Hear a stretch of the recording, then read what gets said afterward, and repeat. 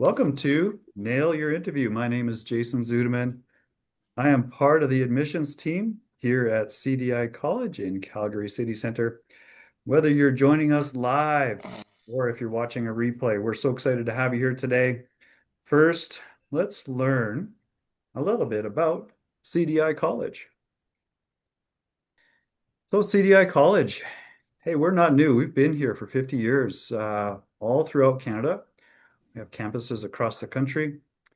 We train students for in-demand careers. We have 8 campuses in Alberta, serving Calgary, Edmonton, and Red Deer, plus flexible schedules, experienced instructors, hands-on learning, and more. We empower our students with the skills that employers are looking for. So today's market, there's very few people that aren't looking for an in-demand career. Are you looking for an in-demand career? If you are, you're in the right place. We're going to be talking about interviews today, but just a little bit more about CDI College. We have flexible learning. We have on-campus or online options available. We have unmatched levels of support, and you receive continued career services support for up to 6 months after graduation. We also have a Canada-wide employer network. And we also forge career-defining connections with our business partners. So you're in good hands. So thank you for joining us today. Today's session, hey, this isn't your typical generic standard information session. We know many of you have these skills. Our goal today is to make sure that you know how to market them.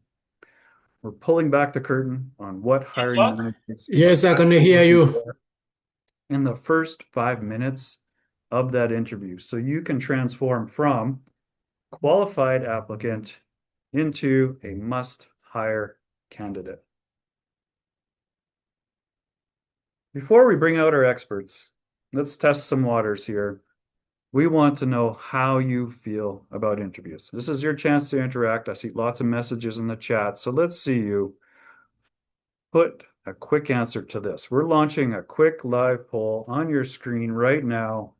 On a scale of 1 to 5, how anxious do you feel when walking into a job? 4, 10. Okay, 1 to 5, people. Go ahead, cast your votes in the Zoom chat. 1, you're cool as a cucumber. All right. Nothing will faze you. You're going to nail it. 3, hey, mildly sweaty palms. You know, that's going to be most of us. Or, hey, I want to see how many of you might be that number 5, complete panic mode. Hey, I've been there. How about you, Tracy? Yeah, definitely. Maroof? For sure. All right. Let's say first up, let's hear from Tracy. Tracy Brooks. Tracy, you're a CDI College instructor, professional career strategist with over a decade of experience. You're bridging the gap between individual talent and the labor market. You specialize in human resources, adult education, and turning professional history into a compelling narrative for success. So welcome, Tracy. Thank you, Jason. I'm thrilled to be here. And I'm really looking forward to sharing how to break down those really complex interview questions and be able to tell your story of how you fit that role. Great. And joining Tracy over here, we have Maroof Wally, our CDI College business instructor.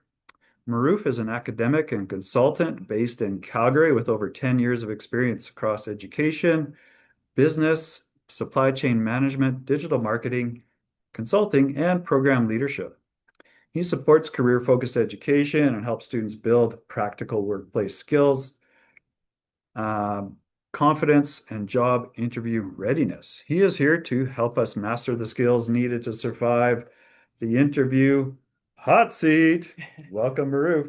Thank you. Thank you. It's great to be here. It's amazing to share this kind of experience because I've been in both sides of the coin. I have gone through my interview process myself, and I have taken a lot of interviews in my career. So looking forward to sharing some great advice. Awesome. Right. We're just taking a quick peek at the polls here.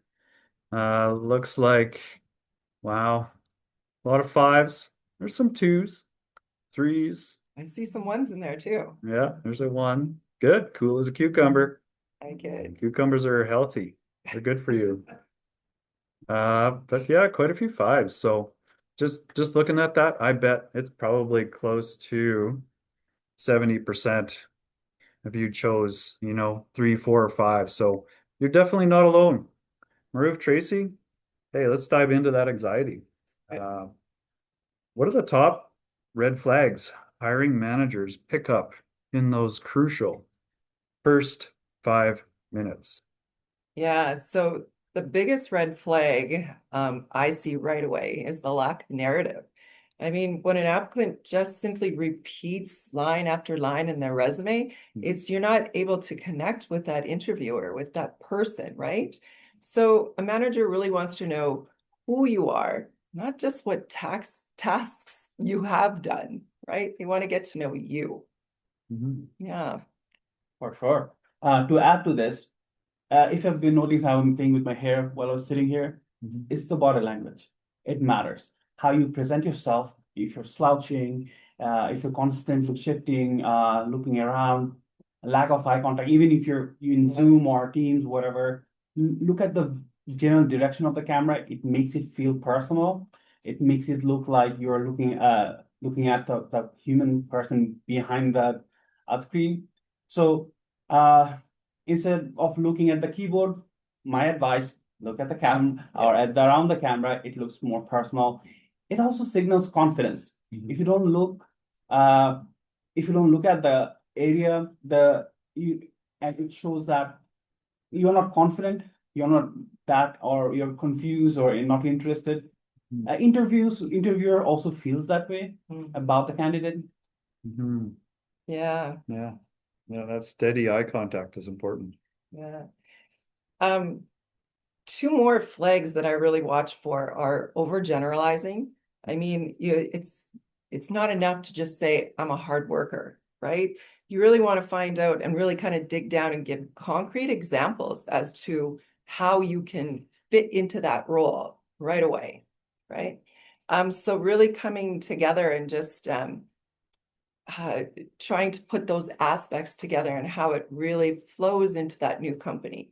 Another red flag is where there's a lot of negative talk. If you're talking negative about the past employer, your supervisor, your team, Mhm. even the service or the product, it really leaves a bad taste in the person who's interviewing you. Big red flag. Mhm. Yeah. I'll add another one. Not being prepared. When we set for when we go for an interview expects us to know about the organization. Mhm. There will be questions. Not being prepared for the question is always a red flag, because what we do, we end up saying, okay. So it takes time for us to think and to answer. We ramble. Some people get freezes. So I think being prepared builds your own confidence and makes you feel confident to present yourself better. Yeah. Researching where you're applying for, the community, the organization, and preparing for that interview and practicing it. It really builds that confidence. Right, Roro? Yeah, absolutely. Yeah. Absolutely. Yeah. Hey, I came from a coaching background, and the great John Wooden, basketball coach, UCLA, he says practice makes perfect, right? Yeah. Practice That's right. first. You got to And just practice walk this, out there and know what right? you're doing. Yeah. Research, prepare, and practice. Mhm. Yeah. So speaking of the hot seat, let's put our experts to the test here. We're going to do a live 2-minute mock interview demo. Tracy is going to play the role of the hiring manager. Maroof is going to sit in the hot seat as the candidate.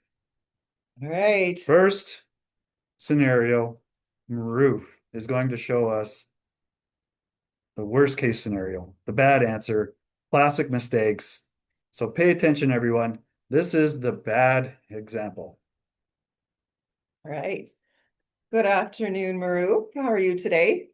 I'm good. I'm doing okay. Good Not to bad. hear. Good to hear. I hope you found it okay and, or You're all set up on Zoom, okay? Yeah, I don't like technology, but I Oh. found myself somehow here. Well, let's just dive into it. Can you tell me a little bit about yourself? Well, like, I graduated like some time back. I'd done some work, um, like coding stuff, like I guess I like working with people. Mhm. I look for change because my last boss was not Hmm. that good. I didn't like his vibe. He was micromanaging, not my kind of people I don't want to work with. You know, maybe this one is better. Uh, maybe thanks for seeing us today, and we'll get back to you. Oh, ouch. Ugh. Maroof. I felt the anxiety from here. Holy crap. It was terrible. Tracy. Okay. Break down what happened there. Well, yeah, and he wasn't prepared. He was fidgeting and slouching a little bit and, really kind of got stuck on the same kind of word and path and started saying really negative things about his past employer. So I checked out about 5 words in because you could feel it, you could see it. So you got to do better, my friend. All right, Tracy. Well, what do you think? I think let's flip the script. Flip the script. Yeah, let's flip it and see Flip what the he can script time. do. You Yeah. ready? Yeah. Okay. Okay. Hot seat. Tracy, Got it? you're up. Okay. Good afternoon, Maroof. How Good are you? afternoon. I'm good. How are you? I'm fine. Thank you for asking. Let's just dive into it. I don't want to waste any precious time. Can you tell me a little bit about yourself, sir? Well, absolutely. For the past several years, in my career, I've been focusing on driving performance and developing specifically my experience in education and corporate sales. I specialize in high stress environment and creating structured pathway for my team to success. What drew me to this role and the company is the growth that your company is recently having. I know my experience with coaching teams through transitions aligns perfectly with the goals of the organization, and I'm excited to bring that strategic mindset here. Wow, thank you. Wow. That's how it's done. Awesome. What a massive difference, Tracy. I mean, I could feel a difference here, but what are your thoughts? What was the magic sauce there? He really focused on that present and past and future formula. You were stating how you can join now, and you're anchoring it with something that's, from your past experience that you're going to be able to connect to my role that I'm offering you right away, right? So it really turns that just general blah blah interview into a really compelling storyteller, right? So, Yeah, exactly. Yeah, I was interested. I wanted to know more. Yeah. Well, yeah, I could definitely tell a difference there. Hopefully our audience could too. And it wasn't that big of a section there that you had to sort of perfect, right? Absolutely. So, I mean, audience, you're gonna have to practice this. Write your little story, your script, your compelling story, and how you helped. So, Yeah. Maroof, as a longtime educator and consultant, you've likely seen the effects stress can have on someone. What are some confidence secrets for handling nerves before an interview? I think be prepared, doing your homework. Nothing puts you up for success. That like when you know about the organization, when you know about the role, and having some kind of stories prepared. Yeah. Like I always say 3 stories. Have 3 stories prepared well. Predict the kind of question they can ask. So when the question comes, you already have your 3 story. You don't have to remember. I'm not saying memorize.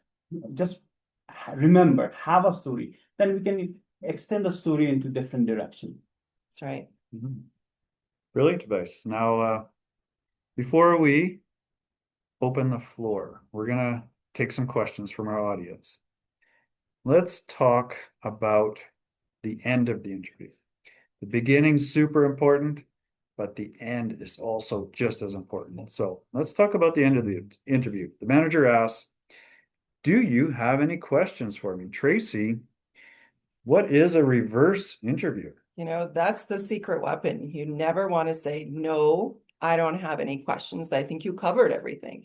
You've done your research. You've prepared your foundational answers to those questions and you've practiced. So you know something about that company. So you're able to dive in a little bit deeper about what that role is going to want from you, right? So a few questions that I kind of appreciate are, what does success look like in the first 90 days in that position, right?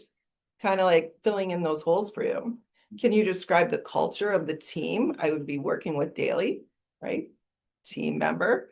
And another big one is, what's the biggest challenge the person in this role can face immediately?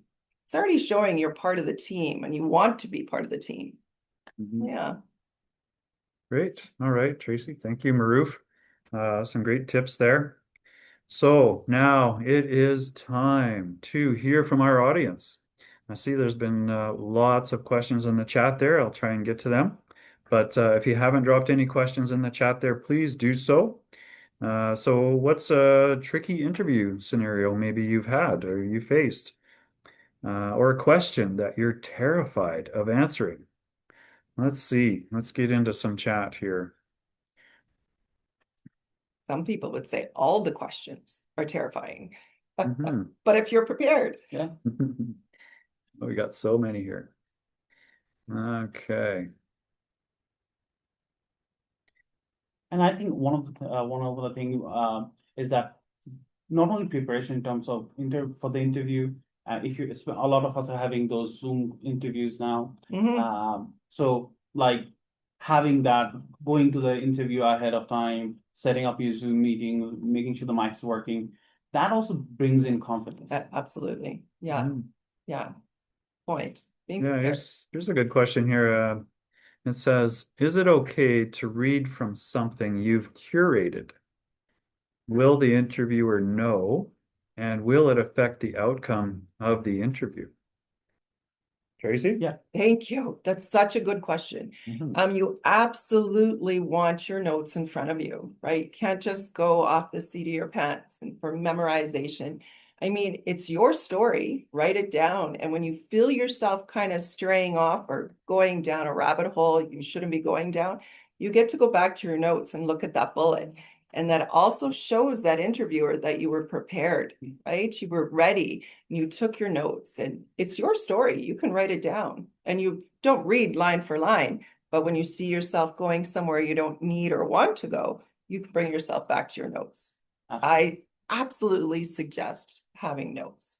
And also, like, if it's a face-to-face interview, having your resume in front of you can help you feel confident. If you forget something, you just see what you send them so you can refer it back. I agree, not reading line by line. No, absolutely. No, But conversational. it's more like it's a reminder. It's like in presentations, what we do, we have bullet points for ourselves. In this case, we are presenting ourselves. So that bullet points can help us tell our story better. Yep. Come back when we get lost. Yeah. Yeah. Well, great answers, guys. Thanks for answering those. I see a question here. And this probably happens to a lot of you, so I do want to touch on this. The person asks, according to me, I answered all the questions with confidence, but I didn't know what the reason was. So maybe they didn't get the call back. So how do you approach that as a potential candidate? Ruth, what do you think? My own personal experience with what I do for myself, I would say I'll do two things. Number one, reflect. Reflect on what we have answered. Did we tell a story with a result? A lot of us tell stories and say, hey, I have done this, but we leave ourselves at, okay, what was my success or what did I learn from this? I think if you have been struggling with interviews, one of the things is self-reflection is very important. Number two is if you don't hear back, there's always you can reach out. after, but not right the next day. Give it a week because recruitment process takes time. There is a lot of things. You can just say, hey, so one of my hack is to email the interviewer right away after the interview, thanking them. So I build that rapport. And then later after 2, 3 days, or if they said, oh, we will reach out to you after a week, but they didn't reach out, then I have a reason to email back and say, hey, how is it going? I haven't heard back from you. Can you tell me something? Can you give me an update about the role? Absolutely.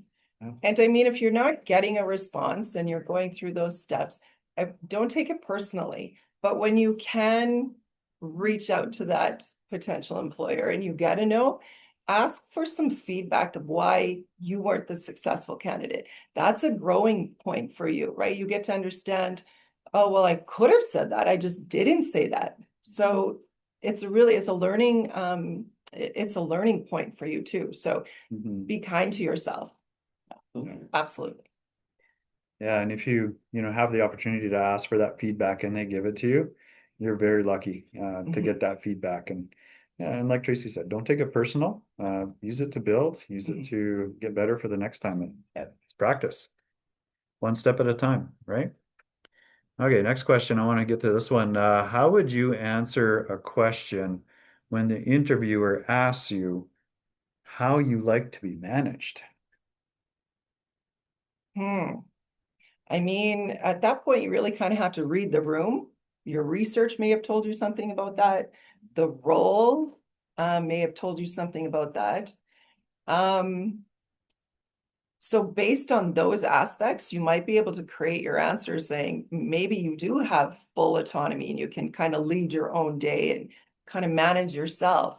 If you can see that it's a bigger team that kind of needs to be micromanaged for certain aspects, maybe KPIs or goals that need to be set, then, I mean, again, you're just going to have to kind of read the room and figure out how that management will be handled for you.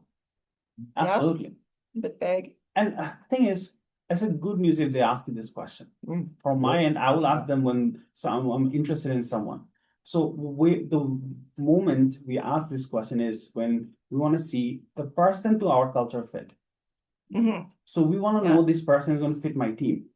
If you're in that interview, it's a good news. You're already, by definition, by your resume, you fit the narrative that, yeah, you can do the job. That's right. Now, in that moment, you kind of make sure you assure the manager that you are flexible. You can work, you can learn, you can adapt.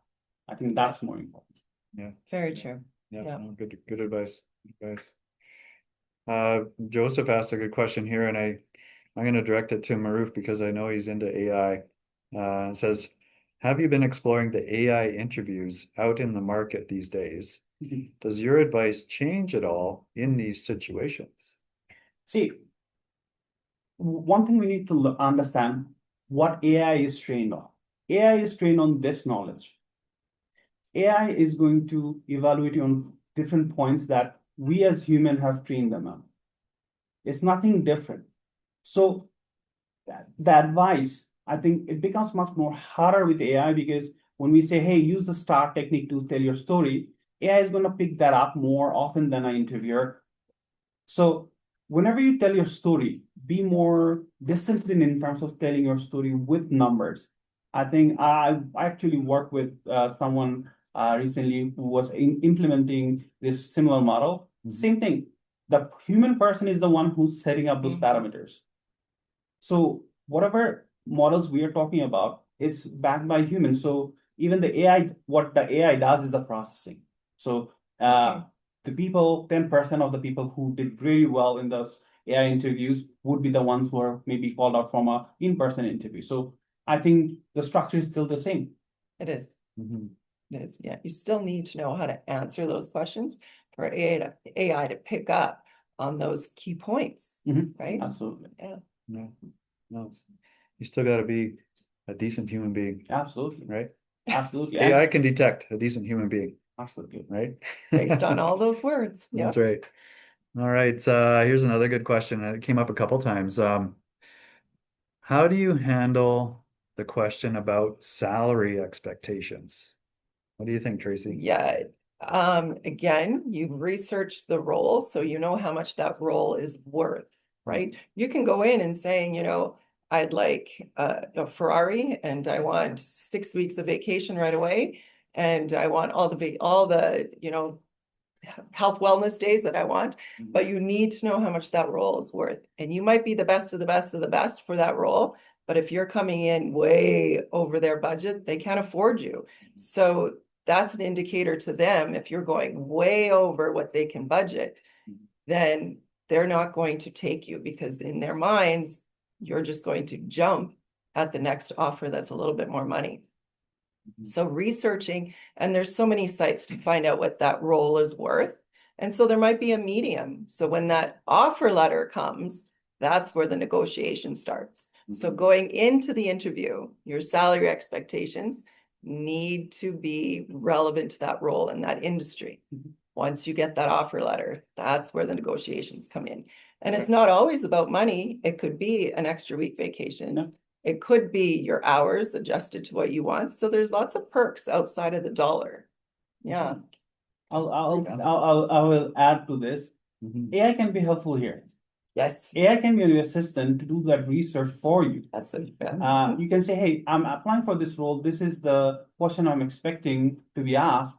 What is the relevant salary range in Alberta for this role? Maybe the city we can mention. It can go and scrape the internet and do that. And one of the things I will say, hey, cite your sources. Otherwise, AI tends to hallucinate and make things up. Yeah, hallucinate. But when you say cite your sources, it will go and give you exact website it got the information from. Yeah. So yeah, why not use AI for your advantage? That's right. Yeah. That's right. Great Good advice point, there.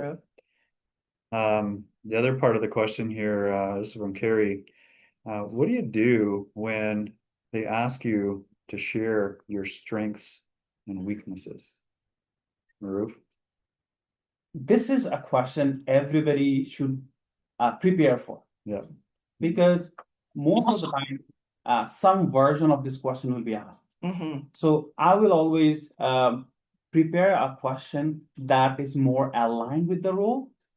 So it's basically a pitch where you're saying, "Hey, look, I have leadership experience. I have skills with good, excellent communication skill," and give examples of how those are your strengths and where did you acquire them, or how do you demonstrate them, and how you are successful. Again, I think one of our key things how we can differentiate ourselves is to not only tell, "Oh, I have this strength," say where and what is the result of that. That's right. What about weaknesses? I mean, we all have them. My advice professionally is understanding your weaknesses and knowing how to manage them. So you're not, taking a weakness and turning it into a strength. That doesn't happen. But you are creating tools to help you kind of mitigate or lessen that weakness, right? So for myself, I always use this example. I am terrible at numbers, terrible. So I have an Excel spreadsheet for everything. I just plop in a bunch of numbers and it does all of it for me, right? So because of that weakness, I created a tool to try and help me, right? So that weakness isn't really prominent anymore, right? So, understand what your weaknesses are, understand how to manage them, and, just go on with that. Yeah. Great.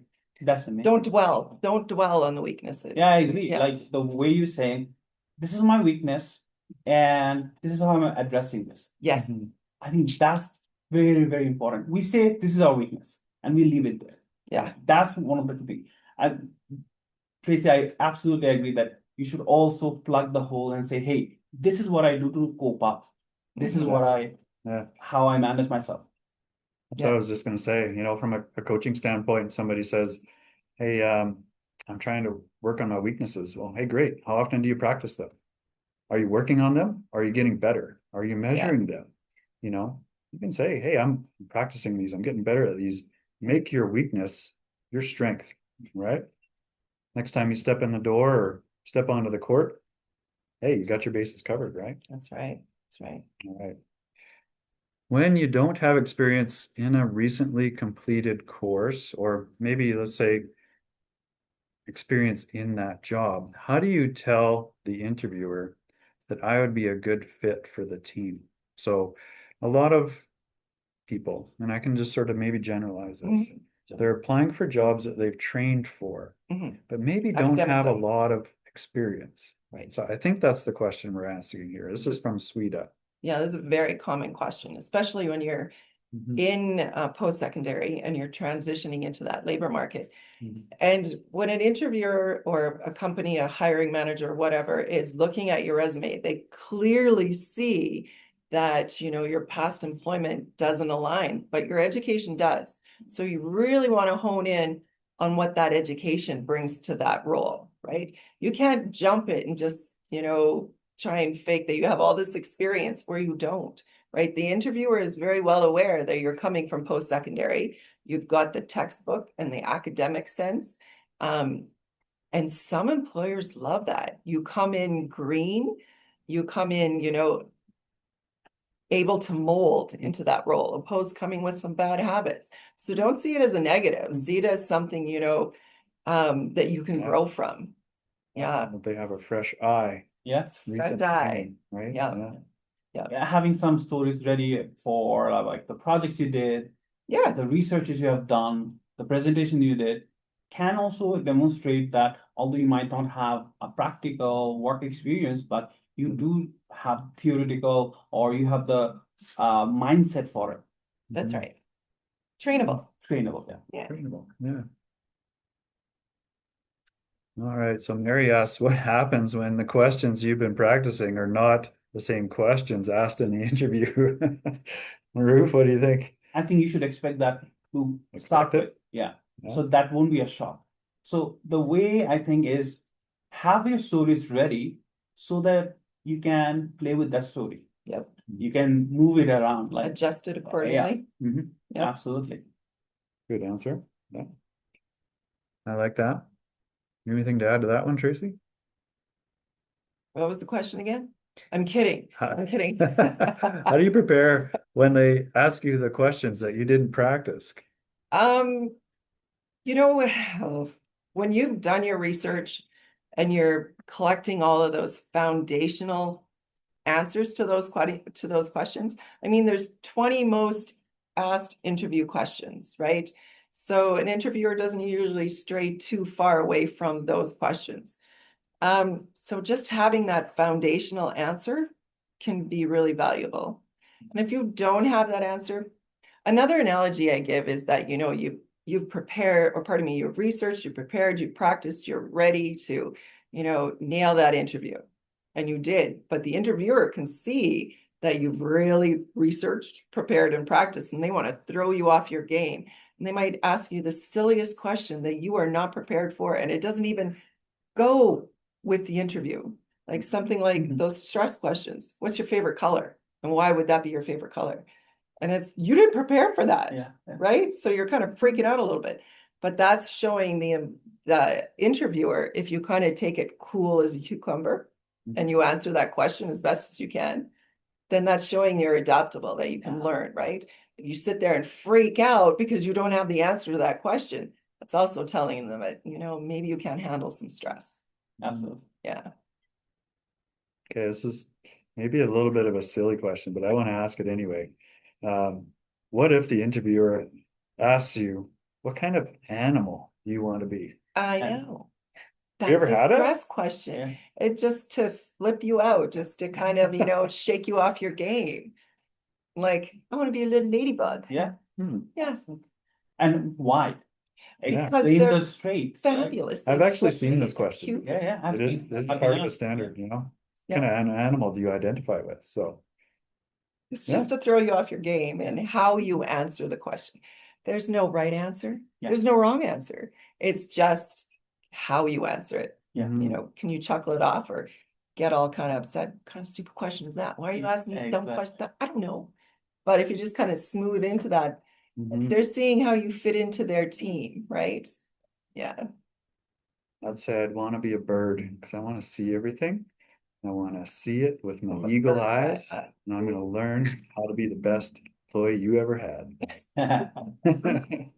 Corny or what? That's pretty corny. It is. Sorry, guys. But it shows that you have a leadership quality and you want to have an overview of the whole thing. From an interviewer perspective, that's a very good answer. Wow, did you practice that? Thanks for bailing me out, buddy. All right, more serious question here. How would you answer a question like, when are you available? When you have a job, you know in 2 weeks, but if you don't have a job, what will be the answer? So, yeah, the availability question, right? If you don't have a job, you're available at any time. Mhm. I wouldn't put it on your resume at the bottom of your cover letter, pardon me. Mhm. You don't need to state when you're ready, but you're ready. And sometimes they just simply pick up the phone and that's when your interview starts right there, Mhm. right? So always be prepared when you're looking for a job, you're going into the labor market, always be prepared for that phone call to come in. But you're available at any time. However, studies say Tuesdays, 10:30 in the morning is the best time to call for an interview. So if you get an option and they say, when are you available? Tuesday, any given Tuesday at 10:30 a.m. Yeah. Okay. Yeah. So, Maruf, I'll try to twist that question a little bit. Let's say you're in a job Mhm. and you know you got to give some notice. How do you handle that when you're talking to your potential employer? Hey, Maruf, when could you start? If I offered you this job, when could you start? So I would like to give 2 weeks of notice to my current employer because I think they deserve that courtesy. As a professional, I like to do a proper handover before I move on to a new role. Perfect. I think that's a politically correct answer. It is. Would you? Yeah. Okay. Yeah. Some Respectful. some higher level jobs might expect 4 weeks, but I'd say majority of them are happy with 2. Yeah. The reason I mentioned the 2 weeks, it also shows that you're a responsible person. You don't Absolutely. leave your employer and leave randomly. Yeah. Yeah. Okay, good. Let's see. I'll read this question. What if the salary you mention is higher than what the company pays? Will they still offer the job? Well, again, as I mentioned earlier, if it's out of their budget, there could be concern from the employer's perspective that as soon as money comes, the next job comes, with more money, you're going to jump. So they don't want to take that risk of having to go through that whole process again of, finding a person. It's expensive, right, for a company to do that. So they're trying to make that wise decision right away. So again, research the role, know what it's worth, right? Even though another job down the line, 6 months down the line, you're still looking. That job you want for that dollar value is somewhere along the way. You don't want to lose that one by not giving the proper amount of salary. Yeah. Be careful of that one. Yeah, I mean, if it's in my field and I know it's a place I want to be, I'm going to take whatever they're offering. Absolutely. I mean, there's other perks there for sure. And earn your salary. Willing to start at the bottom, willing to earn my way up, right? Absolutely. Right. So if it's in your industry, take it and show that you're committed, and then you'll get what's coming to you. Little advice, when you join any role, try to be, if it's not a big of a hassle, be there at least for a year. It just looks very good. Number one, it looks that when you commit, you committed for a time. You're on the job hopper. Another thing is it also gives you the opportunity to learn a lot from that organization, and then you start looking for another role, I think. I'm just scrolling through the questions here, and I do see a few questions pertaining to people whose language or their first language is not English. And so I think it deserves some discussion. Can we give some pointers to people who are looking for jobs that English isn't their first language? No, I'm not sure I'm the one to answer this. So I can go to Maruf. How would you approach that? Well, just a clearing statement. I speak more than 5 languages. Oh, Wow. So English is one of the language that I speak. So it's always struggling to speak. Like what we do, we tend to translate and we try to come up with a fancy word to explain ourselves. That shouldn't be the goal. The goal should be to explain yourself clearly, use simple words, and we don't have to rush either. When you speak at a moderate speed, your thoughts can catch up to what you're saying. I think that's my personal advice. Because in my mind, I go through different language with different situations, but with English, I will always speak at a moderate pace. I try to maintain like I even count my word per minute, so it will be 120 word per minute. That range, everybody will be able to understand. And my simple trick is open Microsoft PowerPoint. There's a presentation AI that can help you calculate your word per minute, and that helps you like practice your speaking. yeah, That good cadence. advice. Yeah. Yeah. Yeah. So slow down, Mhm. right? Yeah, very good advice. Yeah. I want to add in, add authenticity. Being authentic means saying what you mean, meaning what you say. So slow down, look the person in the eye, and just speak from your heart, right? Be authentic, be you. And that's what you're telling yourself. You are what they're looking for. Be yourself. I So, just want to add one little thing on there too.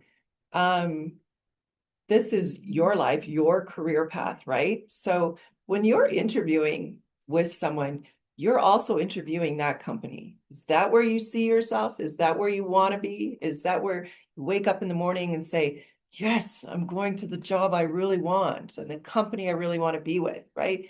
So know that you have just as much power in that interview space as that company does, right?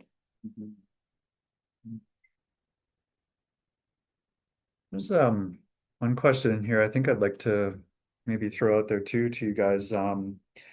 Let's say you have some form of a disability. So first question, I don't know the answer to this. Do you declare that on the application? No. Do you mention that in an interview? I mean, if you need some kind of accommodation, for sure, right?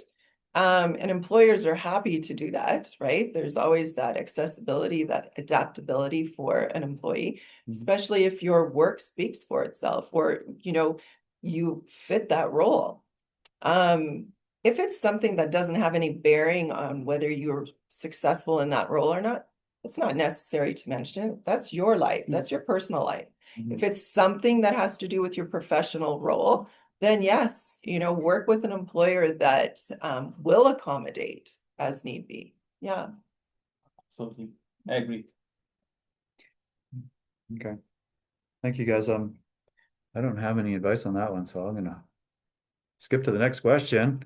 I like this question. It's about body language. I do have an answer for this one. So we did touch on this during our prelim or preamble there at the beginning, but how important is body language? Maruf?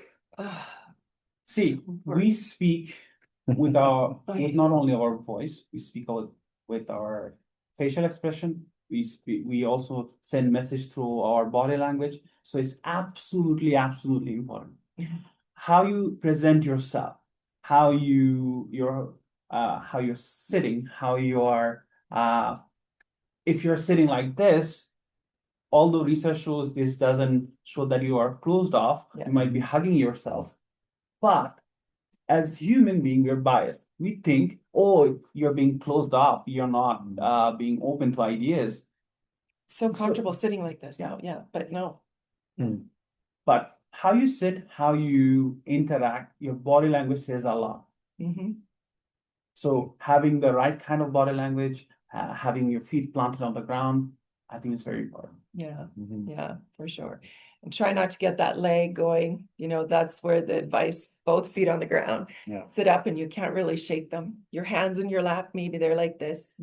absolutely start to feel comfortable in that space, hence the practice, right? It helps. Yeah. Yeah. And when you are practicing your pitch, when you're practicing your questions, use your outside voice. That helps with your body language as well, right? You get to focus on shoulders back. Yeah. And both of you guys do use a lot of hands. So get comfortable with, Yeah. moving your body. Yeah. That's my coping mechanism. Mhm. And I think when I explain something and I have my hands moving, it makes other person also engage with the story. Mhm. So, and I can enunciate, I can give pauses for emphasis, Mhm. and that shows that yeah, I'm invested in that process. Yeah. Mhm. Yeah, great Yeah. answers, guys. Well, there's a tough question here. How do you handle a situation where you attended an interview and they ask you about your faith? If you are not a Christian, we cannot employ. No. Oof. One, it's against labor God, I laws don't for them think to I even asked ask that question. Yeah. And if that question is being asked of you, I'm certain you just want to turn around and leave, right? Yeah. If It's a tough one. if that question makes you feel uncomfortable, just walk out. Just you're done politely, professionally. But if a person's faith, religion, whatever that might be, is going to come into question, it has no bearing on the job, Yeah. you don't want to be there. Yeah. And You it's get one of the protected grounds, so nobody can discriminate you on this. That's right. As Canadians, our right to practice our religion is protected. That's right. That's right. So that's showing a red flag right there. If they're trying to ask you a question that's illegal, Mhm. right? So Mhm. red flag for the interviewee. Yeah. Here's a common question.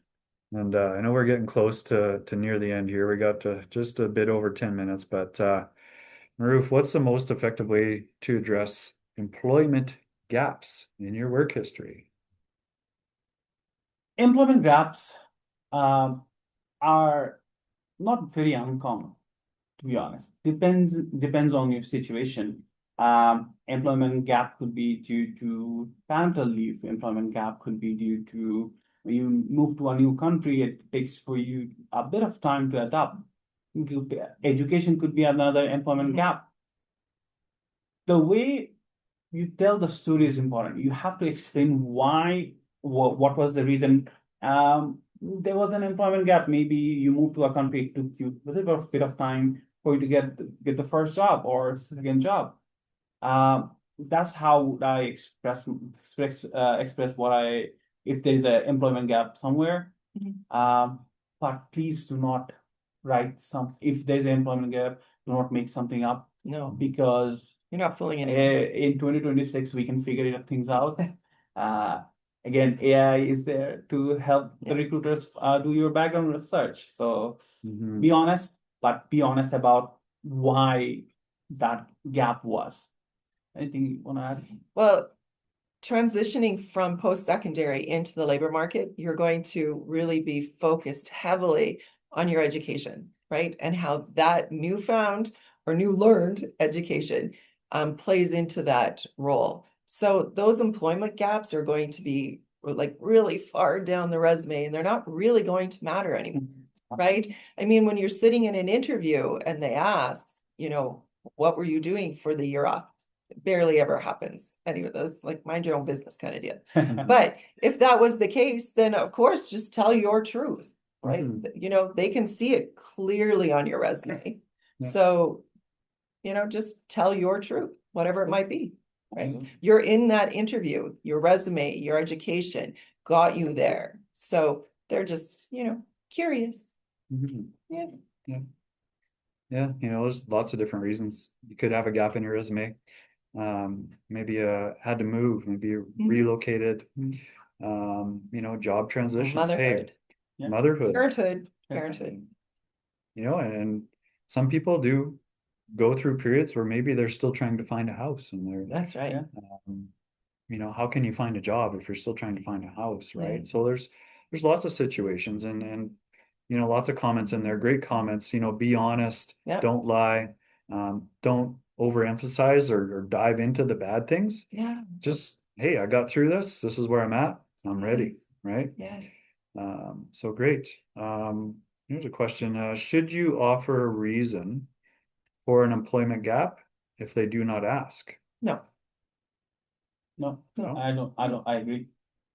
don't add to Yeah. something Don't add that's, to yeah, something they didn't ask. Yeah. focus on the strengths and the positives you bring to that role, Mhm. right? Yeah. Mhm.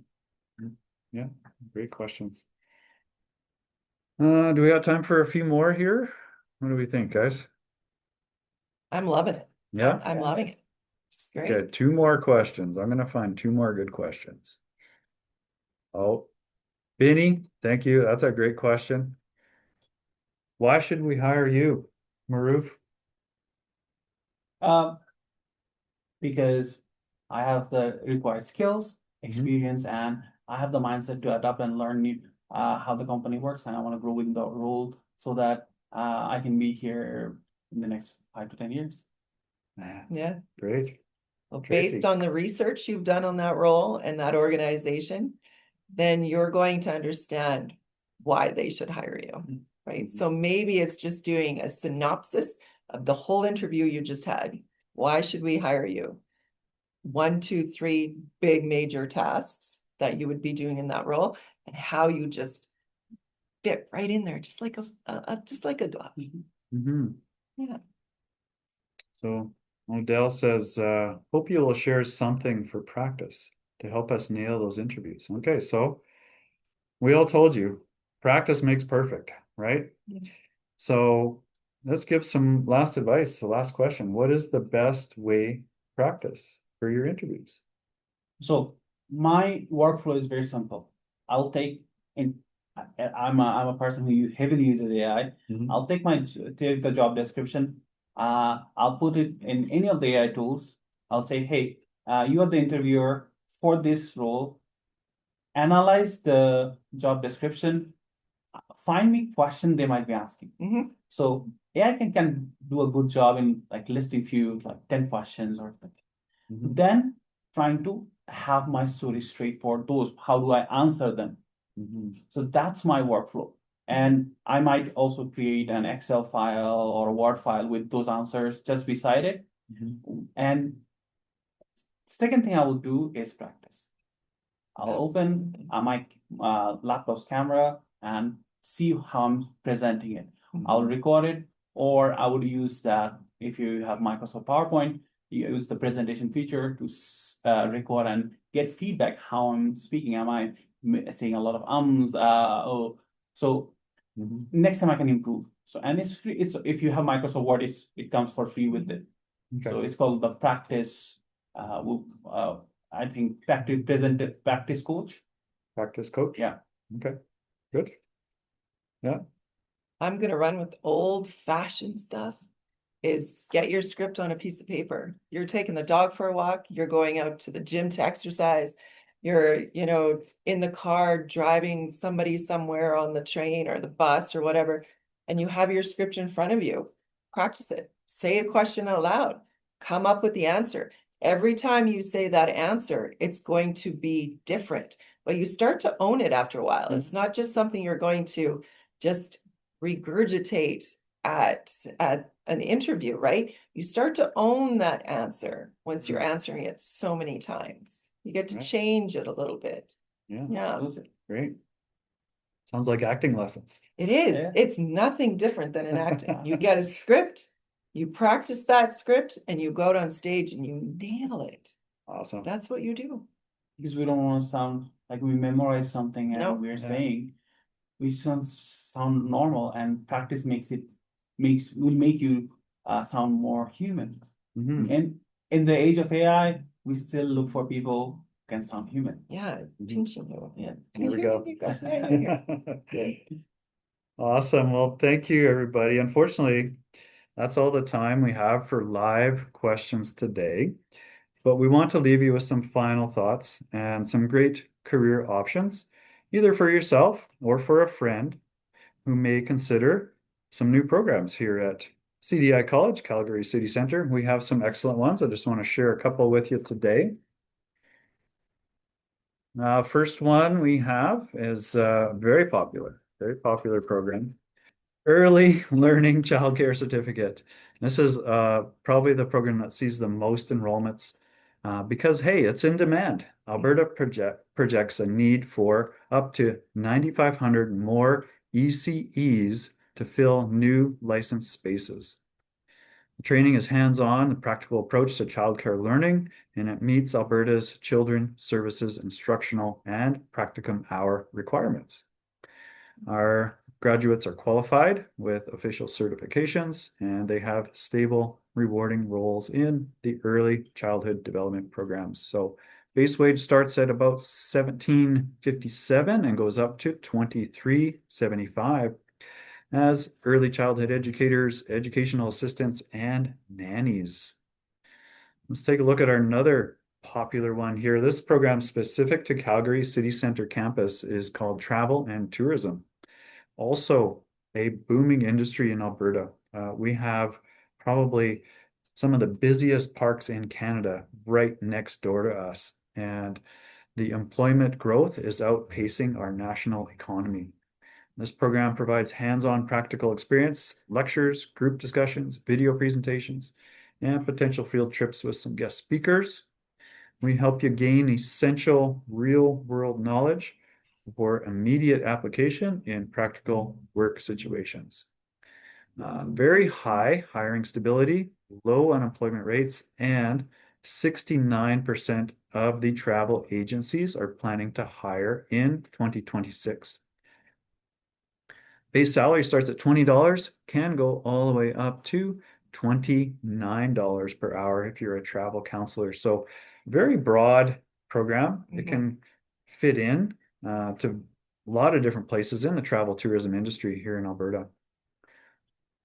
All right, next one, pharmacy assistant. If you want to get into a very hands-on, fast-paced new profession, pharmacy assistant is a great choice. The program is fairly short. We get you out into the workforce. It involves a practicum, which is very crucial in landing that job. Base range is $15 up to $28 per hour. There's also a $1,000 scholarship available right now for anyone interested in that program. So excellent program here at Calgary City Centre. And the last one I'm going to share with you today is our very successful paralegal program. We have a couple of amazing instructors, and we have some great ties in the community, different law firms, but mostly here right next door is the courthouse, and a lot of our students find jobs in the courthouse. So average earnings from $41.89 per hour for paralegals. Lots of different opportunities in that field as well. You'd be qualified as a law clerk, legal assistant, legal administrative assistant, legal administrator, administrative assistant. So very interesting, paralegals. You get to learn a lot about interesting cases and a great chance to apply them and help some people out. So thank you very much today, guys. What you saw, this isn't a one-time workshop for our students here at CDI College. Our students practice these exact interview strategies, resume builds, mock hot seat scenarios like we put Maruf through today every single week. We just don't teach you the technical skills for your new career. We make sure you know how to land that job. If you want this level of personal preparation and support for your professional future, don't wait. We want to invite you to book a personalized one-on-one career path session with one of our admissions team right here at the Calgary City Centre campus. We're dropping a link in the chat now, so you can reply directly to that text, or we're also sharing a QR code on the screen here too. So open up your cameras on your phones, and if you hover over that QR code and press the link, that'll take you to a connection to set up a one-on-one with one of our career pathway professionals. So huge thank you to Tracy Maruf for sharing your expertise today. That was amazing. It was a pleasure. And thank you, all of you, for investing in yourselves. Stay confident, keep practicing, and we hope to see you on campus soon. Have a great day, everybody, and thank you so much for spending this time with you. Have a wonderful evening. Thank you. All Hey, right. everyone. Bye, Take care. everybody. Thank you so much.